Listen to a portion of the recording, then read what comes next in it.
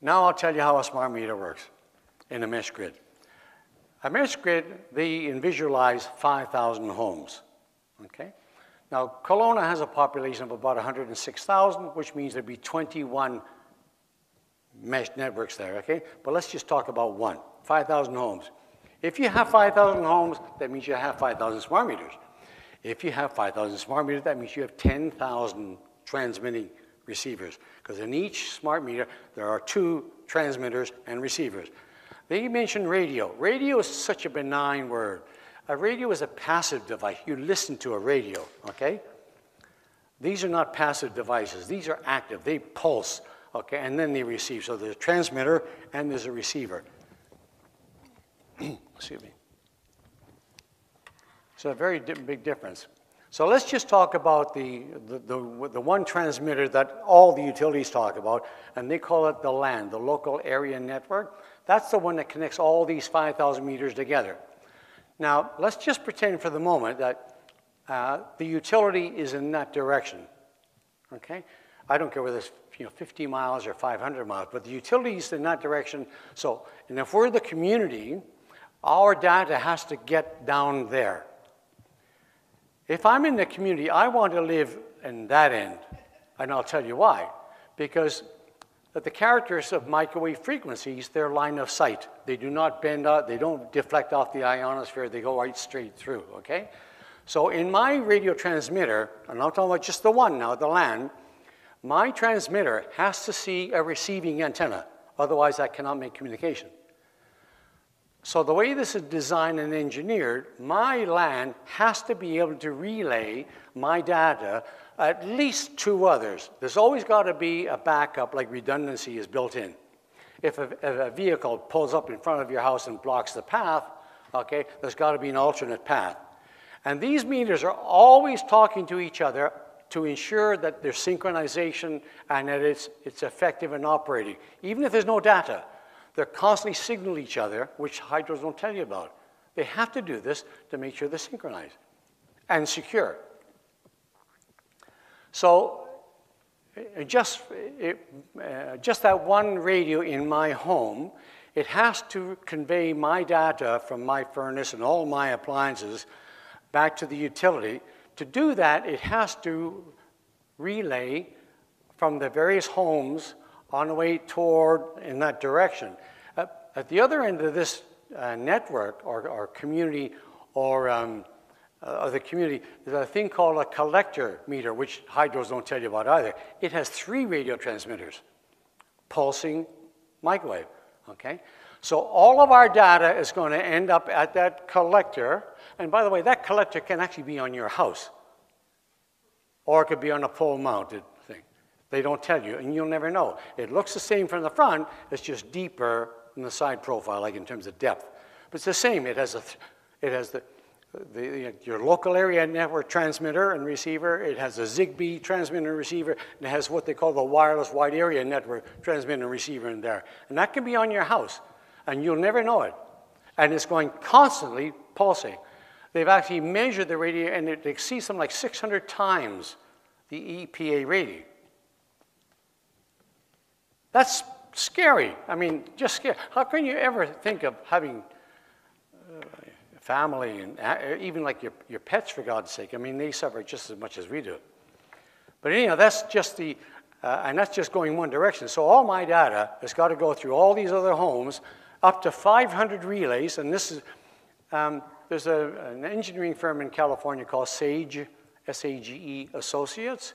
If you just Google them, you can actually get a report telling you how these things work, how the meters work. So everything I'm telling you is in their report, okay? SAGE Associates. They also contributed to the Bioinitiative report. So all of my data has to go as many as 500 times. The closer you are to that end, to where their collector is, the more relays you're going to wear. So you're going to wear everybody's radiation on your house, like in addition to your own. But you can't touch it, you can't see it, you can't feel it, you can't smell it, you can't hear it, okay? Now, every time that utility wants to send some instruction this way to every one of our 5,000 homes, you're going to have these same relays again. This is never mentioned by any of the utilities. Now let's get to the dangerous stuff. This other radio inside every home's meter is called a Zigbee. A Zigbee has become kind of a standard, like around the world. It's adopted, kind of a protocol. Very, very powerful, capable, sophisticated radio. 2.4 gigahertz. It is there for one purpose only, and that is eventually you will have smart appliances in your house. These are now being built by GE, the world's largest manufacturer. And if you are a very wealthy person today, let's say you're a hockey player, Ovechkin, and he says, I want a summer home in the Okanagan. So he gets somebody, some project manager, they build him a custom home down on the lake. And this kind of stuff happens by the affluent. So they do. They get one of the best-known architects here. They design a lovely home. They get an interior decorative furniture for them lavishly, and they get all the latest, like the best home theater, all that kind of stuff. But they'll also get like smart appliances. And the interior decorator thinks she's doing their client like a heck of a favor because they got state-of-the-art stuff. Well, every one of these appliances, they're smart because each of them has a wireless pulsing microwave transmitter built into it, pulsing way on 2.4 gigahertz. And they send their data back to this Zigbee, this other radio transmitter inside your meter, and they'll do that, say, half a dozen times a day. But for every transmission, you need two. That is, if I'm the Zigbee and I'm interrogating my furnace, like what you're reading and that kind of stuff, for me to interrogate them, they have to reply. So that's two transmissions. Okay, so that's going to go on and say at least a half a dozen times a day. Now you got 15 doggone appliances. That data will come back to my Zigbee. I have to get all that information from me back to the utility. How does that happen? It goes over to this LAN transmitter before. It sends it back down to the 500 homes. So every home is bathed again with all my data, and I'm bathed with all your data and all your neighbors' data. So every home is bathed with it, like anywhere up to 500 other homes' radiation, which is never discussed on any utility's website, but it's true. No one measures, no one calculates, no one can even guesstimate what kind of radiation is occurring at that collector. But that could be on your house. So in our community of 5,000 homes, you've got 75,000 smart appliances, like 5,000, times 15, okay? And then you've got the 5,000 local area network transmitters, so that's 80,000. So now you've got 85,001 pulsing microwave transmitters in just one neighborhood. That's on top of all the other stuff. You got your cell phones and your Wi-Fi routers and your baby monitors and your security systems, all that. This is what I find is just offensive, that the governments don't protect us. They don't. But if you talk to, whether it's Health Canada or Fortis BC, they speak only as if they're talking about one of those radios inside that smart meter, as if it was out over the Pacific somewhere, there's no radiation anywhere else, everything else is pure. Now just consider a little benign doggone transmitter. And that's deceitful and disingenuous. If you're looking at the city of Kelowna with 21 networks, you're looking at 1,785,001 pulsing microwave transmitters on top of all we already have. Now, what scientists are saying now is that the health professionals have to start looking at the ambient radiation that we're getting from everything. You can't look at one thing in isolation. It's just layer upon layer upon layer, and that's why they call it electric smog. Smart meter versus cell phone. Fortis says on average a meter transmits customer data 4 to 6 times a day, a total average of 1 minute per day. See, but they say like 1 minute per day as if to allay your concerns, as if to say, well, like 1 minute, I mean, you've got 23 hours and 58 minutes when there's nothing transmitting. They don't want you to realize this is pulsed wireless, the most harmful thing to a human body. In the California Court of Law, and by the way, there are a lot of lawsuits going on in California, a judge there, a female judge, directed PG&E, it's their largest utility, it's one of the largest in the US, directed them to submit in writing technical data that the court's engineers and scientists could verify and inspect, estimating how many times would an average meter pulse And up to how many might it pulse? Under duress from a court of law, they admitted that the average meter will pulse 14,000 times a day. That's every 6 seconds. These are pulses. Up to a peak of 190,000, that's 0.045, meaning more than twice a second. That's not what the utility tells you, and that's strictly the land. Just that one radio transmitter. It doesn't discuss all that's going on inside your house, the Zigbee and all the other 15 appliances. That's how you cannot trust your utility. And you must not trust your utility. It doesn't discuss the collector meter. It doesn't discuss any of the relays, up to 500 relays, every single direction, every single transmission that comes into your house could have caused 500 relays on 500 other homes, and you could have been one of those 500 homes for somebody else's relays. That's what gets me angry. This is done by the University of Arizona.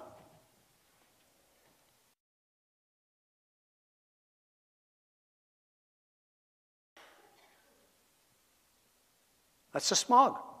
So you walk out your door, I mean, you might see the sun shining and you think, God, this feels nice. But you're walking in EMR, which is harming your body, harming the cells of your body. And I think that's scandalous, let alone scurrilous. This is what the utilities are really after. You can see here the blue line, or the black line, I guess, that represents a clock at the bottom from just past midnight on the left to midnight on your right. In the middle is noon, and that yellow band represents 2:30 to 7:30 p.m. That's when the demand load for the utility is highest, and that's when people come home from work and school and want to do their washing and cooking and all that kind of stuff. So the top line, the black line, that's the current load. If they put in smart meters, I'm not absolutely certain, but I've tried to look at this saying, what else could it be? That green line has to be with the introduction of a smart meter, like depressing it. I can't think of what else it could be. But the red line in particular I think, is significant. They're going to introduce two-tiered billing because they know when you need or you want to use your utility, they're going to charge you for that, and they can do that. Oh, and I should tell you, with this Zigbee, the utility can turn down any one of your appliances whenever it wants, with or without your permission. It can shut off your furnace. It can shut off your air conditioning, okay? It can just dampen it if it wishes, and you have no control over it. On top of all the other negatives. Like there's not, and I'm not exaggerating, I've been at this now for, well, getting up pretty close to 2 years. And I'm not kidding, there's not one single advantage for you to have a smart meter. Your analog meter, it's all metal. It's robust, it's rugged. So, I mean, I don't know, I'm 77 years of age. I've been like in a lot of homes. I've never had one fail. I've never even known anybody who's had one fail. And now they're going to put on a smart meter, which is plastic. Inside, it has very sensitive electronics. There's been a whole history of fires all over the world. Every jurisdiction where they've introduced these, been a lot of fires, even in the lower mainland right now. You can buy an analog meter for 50 bucks, literally. You're going to get charged, each and every one of us, anywhere up to $500 for a smart meter. When they first came out, the utilities used to tell us in their literature that they had a lifespan of, say, 20 years. They've changed their story. It went down to 15 years, then it went down to 12 years, and now I'm seeing, like, well, I've tried to be conservative here. I've seen as low as 3 to 5 years, but I'll be like a little bit more charitable, and I'll say 5 to 7 or maybe 5 to 10 years. And then guess what? When that has to be replaced, you're going to get charged again. Fortis BC says that smart meters will help keep rates lower, save customers more than $19 million, meaning like less electricity loss, and they'll lower the meter reading costs. Well, of course, they let go of the meter readers. But if I were a grow-up operator, I mean, I'm bypassing meters now. Is that going to stop me if they change to a smart meter? Will it have any effect on me at all? I don't think so. So I don't see that being a very palatable or acceptable statement to make. In fact, CBC Toronto did a survey of those having smart meters. They don't have appliances yet, but just the smart meter, okay, that one transmitter, the LAN, and they found of the respondents, more than 80% said they had higher bills. Many report monthly bills doubling, tripling, even quadrupling. And I mentioned the analog meters, how durable they will last, whereas the smart meter, anywhere from like up to 8 years, I've heard. Some say up to 12 years, but you're going to have to replace them a heck of a lot more often than you're going to replace that analog. And then I mentioned like the fires. Opposition to smart meters in BC, there are 57 municipalities plus the Union of BC Municipalities. And as you know, they had a majority vote. Like not everybody was in agreement, but there was a majority vote. Most municipalities wanted a moratorium simply because the technology has never been proven safe. Nobody knows what is safe. So they're just trying to be prudent. And, but not Kelowna. Even though I went and I've spoken with the mayor, he shuts his back on me. And that's when I found out that he used to be on the board of directors with Fortis BC. He used to be on the board of directors with BC Transit, you know, under Gordon Campbell's administration. He used to be on the board of directors for BC Lottery Corporation under Gordon Campbell's administration. He used to be, he was with the AM, FM radio broadcast industry for 31 years. He was the president of the association for like a number of those years. And now, of course, as mayor, he's trying to sell Kelowna's one-third owned electric power utility to Fortis BC. And for $55 million, and that $55 million, he plans on investing right back into Fortis BC. Like, I'm not clairvoyant. I don't know what's going to happen to him when he eventually retires and leaves office, but I'm almost sure he'll be back on the board of directors of Fortis BC. As I say, like I've challenged him and them to debate with me, but they simply won't. Quebec, to my surprise, without any hesitation, they said citizens could opt out. Like in a neighborhood, it's not going to do you much good. If all your neighbors around you have smart meters and a mesh grid network, you're going to get bathed, maybe marginally less, but you're still going to be bathed. But at least there's some democracy there. There's none here. In California, 57, the same number, of which 11 have passed ordinances making installations illegal, 2 of which actually have made them criminal. National security, now that was my forte. I've spoken to the Minister, I have written to the Minister of National Defense. Well, I saw it by writing to my Member of Parliament, and I actually met with him. Then I wrote to the Minister of National Defense, and I wrote to the Prime Minister, telling him that if I were an enemy of Canada's, if I was Al-Qaeda, I'd be jumping for joy if I heard of any country whom I did not like was being so stupid as to actually have a wireless system control such a critical part of their infrastructure as the electrical power grid. But that's exactly what Canada's doing and the US is doing. Same thing. It's just indefensible. Some of the enemies, like the NASA, North American Space Agency, they have come out and said, like, the world does experience like solar storms cyclically, like every 11 or 12 years. Well, we had one about 11 years ago. And again, this is all on the internet. You can look it up. In the US, they had several states, entire states in the northeastern seaboard were without power because of a solar storm. And it lasted for many weeks, I think several months. It cost the American government like billions of dollars. There were many lives lost. I don't know how many. This was 11 years ago. And NASA is predicting a severe solar storm is about to hit us. It could even, according to them, it could even be 2012, but it will be before 2014. And if we ever go wireless in our electric grid, it'll fry the electronics inside a smart meter. Anything that is electronics inside it. Solar flares are similar, but just to a lesser degree. Even severe lightning storms can knock out whole cities or whole regions of a country. ECM is electronic countermeasure, which is the stuff I used to do, or jamming, radio. Jamming is World War II technology, but it's still relevant. If I was a disgruntled meter reader, and if I was upset with Fortis BC and I was so inclined, I could get a transmitter, literally. And we know it's 910 megahertz.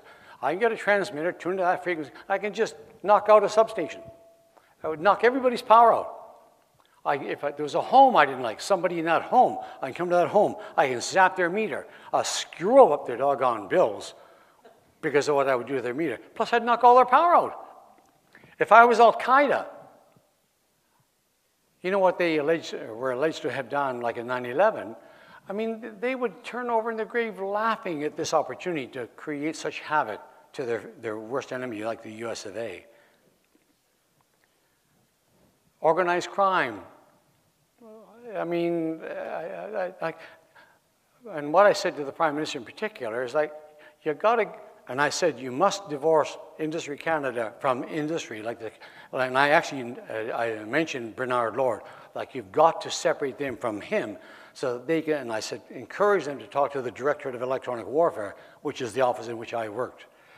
No electronic warfare in the world, any army, Chinese, Russian, Italian, or Canadian, would ever condone or recommend a wireless system. But that's what we're doing, because industry is somehow separated, military pushed them away so they're not being listened to, and they have the ear of government, and the money is just too doggone great. If you even look in Health Canada, we have actually gone to them and challenged, like, what are these studies you keep alluding to that are telling, enabling you to keep on telling us how safe it is? And they've alluded to, say, independent science study. So they sent us the studies. When you look at it, it was the University of Ottawa, the research facility near the University of Ottawa. When you look behind the lines, who funded that study? Who funded that facility? CWTA, Bernard Lord in this group. They named a certain scientist in particular who was the author of this particular study. When you look behind the lines there, who funded that particular study that he did? CWTA, Bernard Lord. Just track the money. Electronic warfare weapons. Even Iran has had electromagnetic pulse weapons. They got them within this past year. India has the knowledge, they don't yet have the hardware. Pakistan has the knowledge, they don't yet have the hardware.